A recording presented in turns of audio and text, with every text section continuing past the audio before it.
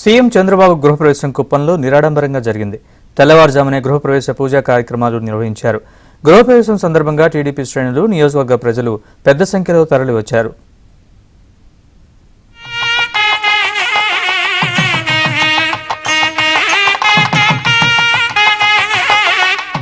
చిత్తూరు జిల్లా కుప్పం నియోజకవర్గం శాంతిపురం మండలం కడపల్లె పంచాయతీ పరిధిలోని శివపురం వద్ద 2 ఎకరాల స్థలంలో ముఖ్యమంత్రి చంద్రబాబు నూతన గృహాన్ని నిర్మించుకున్నారు.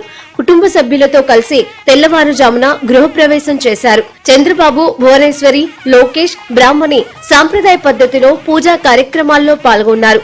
తెల్లవారుజాము 4:30 గంటలకే గృహప్రవేశ పూజా కార్యక్రమాలు జరిగాయి.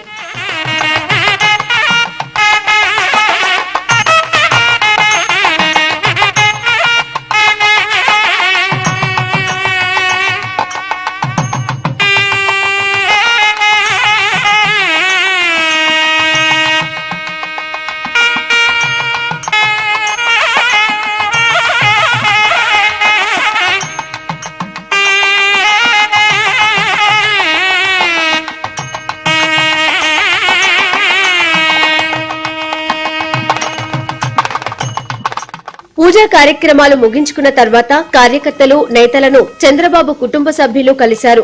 వారంతా చంద్రబాబు ఫ్యామిలీకి శుభాకాంక్షలు చెప్పారు. ఇందుకోసం ప్రత్యేక వేదికను ఏర్పాటు చేశారు. అనంతరం చంద్రబాబు కుటుంబ సభ్యులతో కలిసి భోజనం చేశారు. కార్యక్రమానికి వచ్చిన సుమారు 25,000 మందికి పసందైన పలు రకాల వంటకాలు వడ్డించారు.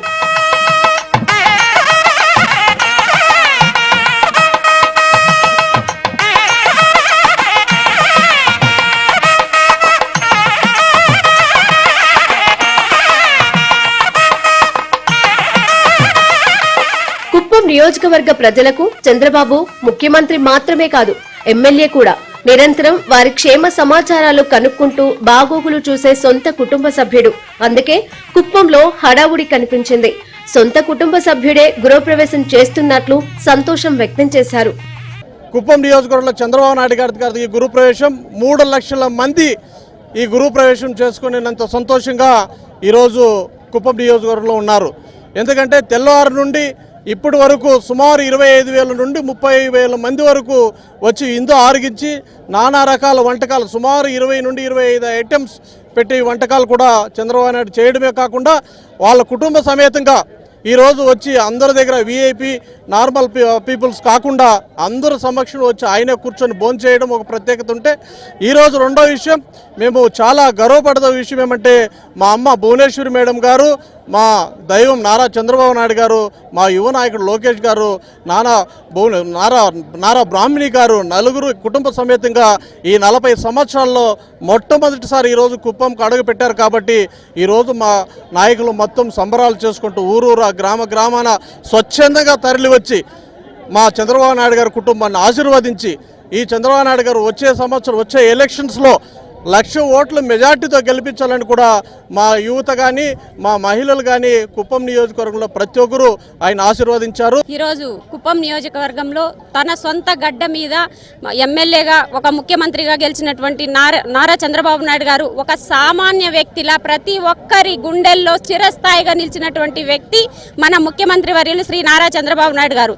ఎందుకంటే ఒక ఎగ్జాంపుల్, లాస్ట్ జగన్మోహన్ రెడ్డి అయితే కనీసం ప్రజలు చూడడానికి కూడా లేదు.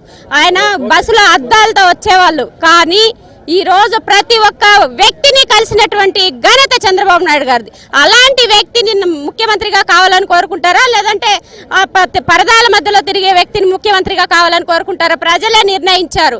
ఒక అభివృద్ధి చేసే వ్యక్తిని ముఖ్యమంత్రిగా కావాలనుకుంటారు. కానీ నువ్వు డబ్బులు ఇచ్చి కొనుక్కుంటే అవి ఎవరు కూడా, ప్రజలందరూ కూడా ఈ రోజున అందరూ ఆలోచిస్తారు.